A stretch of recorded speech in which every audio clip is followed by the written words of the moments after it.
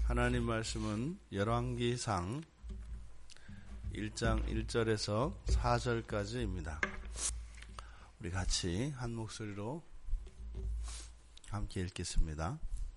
다윗 왕이 나이가 많아 늙으니 이불을 덮어도 따뜻하지 아니한지라.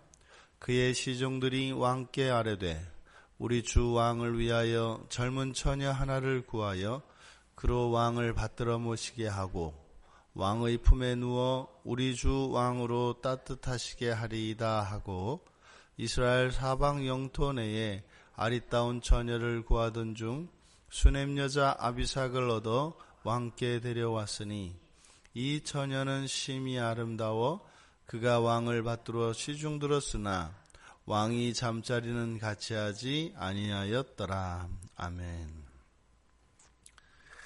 우리가 그동안 이제 포로기의 기록에 대해서 우리가 쭉 살펴보았고, 에스더의 최종적인 결론은 나라를 잃고 국권을 잃고 적국의 포로로 잡혀갔던 이스라엘. 근데 그들이 오히려 그들을 포로 삼은 그 바사왕, 바사나라, 그 바사 제국까지 하나님 나라로 하나로 되어지는, 나라를 잃었고 주권을 잃었는데 그것을 통하여 오히려 나라가 하나님 나라로 하나로 통합되어지는 그 이야기를 살펴보았습니다.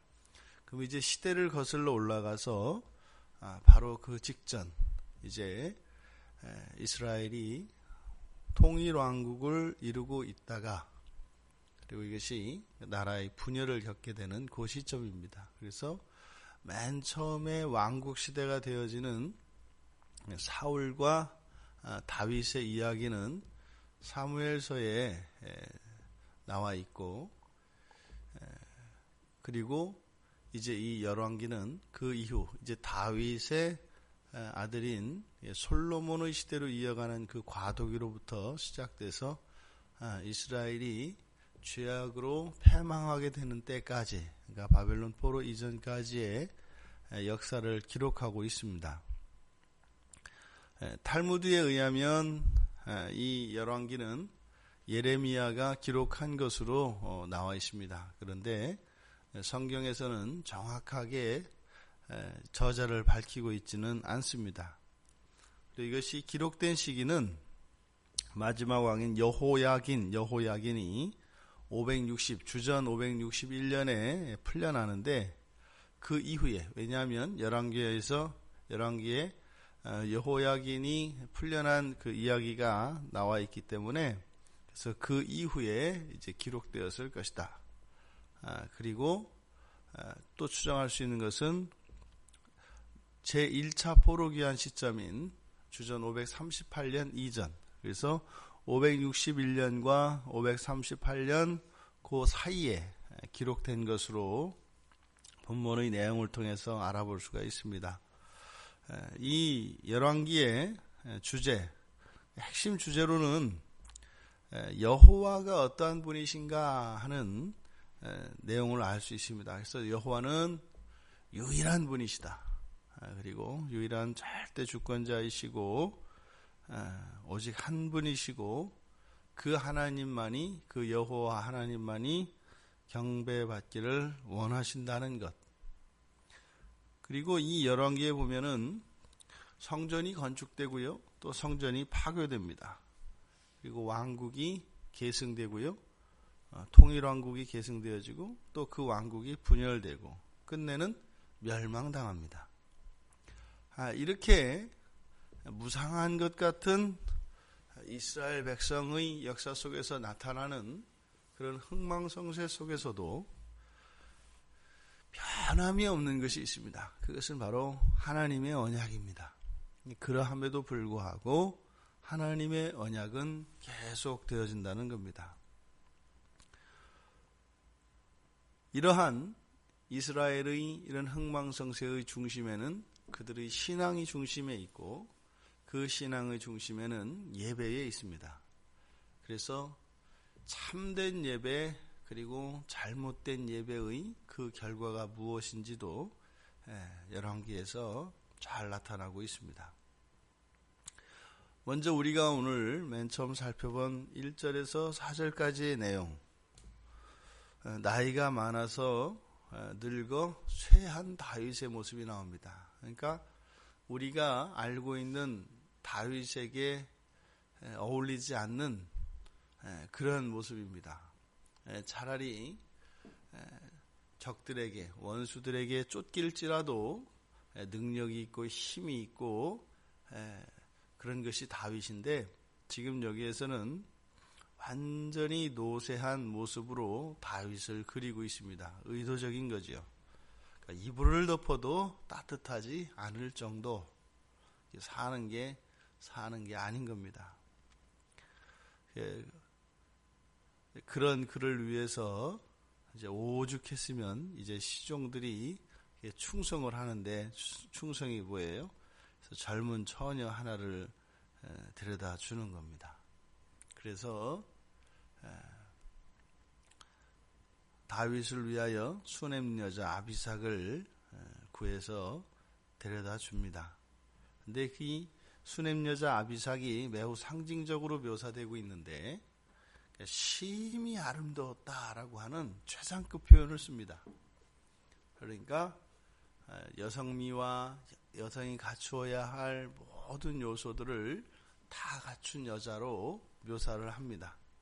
그런데 맨 끝에는 잠자리는 같이 하지 아니하였다라고 하는 이 표현을 써서, 단지 이 여인이라는 것이 육체적인 그런 성적인 대상으로 뿐만 아니라 이 여인은 또한 후사와 관계되어져 있습니다. 그래서 여인의 그러한 아름다움, 이것은 후사를 통해서 그것이 또한 계승되어지게 되는데, 잠자리를 같이 하지 아니하였다 함으로써 이미 이 왕국에는 후계자가 결정되어 있는 것을 은근히 암시를 하고 있습니다. 지금 이렇게 열왕기의 시작을 다윗의 무기력한 모습으로, 그리고 잠자리조차 누군가의 도움을 받아야 되는, 어찌 보면은 매우 쓸쓸하고 안타까운 그런 모습으로 시작을 하고 있습니다. 이것은 바로 이 열왕기에 앞으로 펼쳐질 이야기가 어떠할 것인가에 대한 분위기를 미리 보여주고 있는 것인데, 그래서 이 다윗에 의해서 이루어진 이 왕국이 앞으로 전망이 그렇게 좋지 않다, 암울하다라고 하는 것이, 암울한 전망이 예상되어집니다. 그리고 이제 곧바로 5절부터 보면은 바로 아도니아의 반역이 일어나지 않습니까? 그래서 이 아도니아의 반역의 근거, 그러한 동기와 이유가 무엇인지 밝히고 있습니다. 항상 죄가 틈타는 것은 연약한 부분입니다. 연약함이 드러났을 때 그 죄가 그것을 틈타서 무너뜨리려고 나오게 됩니다. 이제 우리가 열왕기를 이제 앞으로 살펴보면서 하나님이 세우신 이 나라, 이스라엘 나라가 사람들에 의해서 어떻게 이용되어지고, 또 그것으로 하나님께서 영광 받으시기 위하여 나라를 하나님께서 세우셨는데, 그것으로 하나님께 영광을 돌리기보다는 그것을 이용해서 오히려 죄로 빠지게 되는 이스라엘 나라의 역사를 우리가 살펴보게 될 것입니다. 이것을 또한 우리들 개인의 신앙과 우리들의 삶에 적용을 해보면 하나님께서 허락하여 주시는 이러한 은혜들이 있습니다.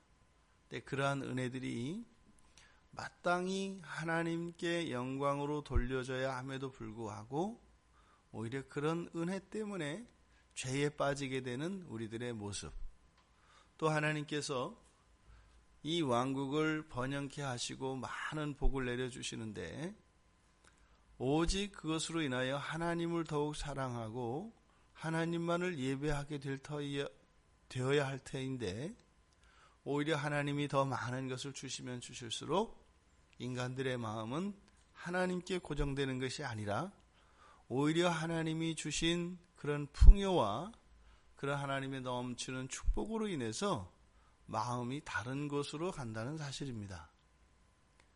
우리들의 삶이 그렇게 마음껏 하나님께서 복을 주시고 우리들을 또한 하나님의 은혜의 도구로 사용할 수 있으실 수 있게 되기를 바랍니다.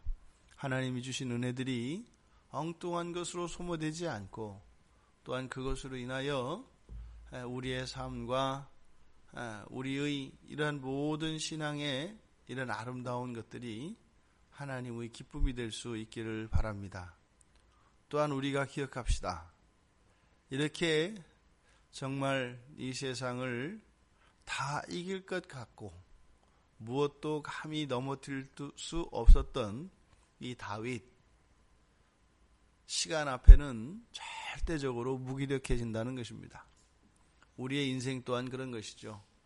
우리가 부족한 것 같고 모자란 것 같지만 어찌하였든 시간이 더 가기보다는 훨씬 더 유리한 상황에 있다는 것입니다. 부디 우리가 숨이 있고 힘이 있을 때 하나님 사랑하는 일에 더욱더 열심을 내야 할 것입니다. 그것은 이 열심은 모든 것을 다 버리고 신앙에만 전념하고 집중하라는 것이 아니죠.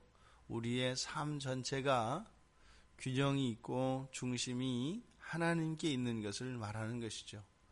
우리의 삶과 우리의 신앙을 더욱 정결케 하는 그런 인생의 나날들이 되시기를 바랍니다.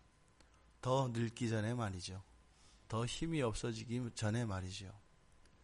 이 한날도 우리에게 하나님이 주신 힘을 어떻게 사용할 것이며 또 오늘 하루의 삶이 어떠한 의미가 있게 되어질 것인지 각자 우리 앞에 놓여진 이 한날의 시간이 여러분들과 하나님께 기쁨이 되어지고 영광이 되어지는 복된 날이 되시기를 주님의 이름으로 축원드립니다.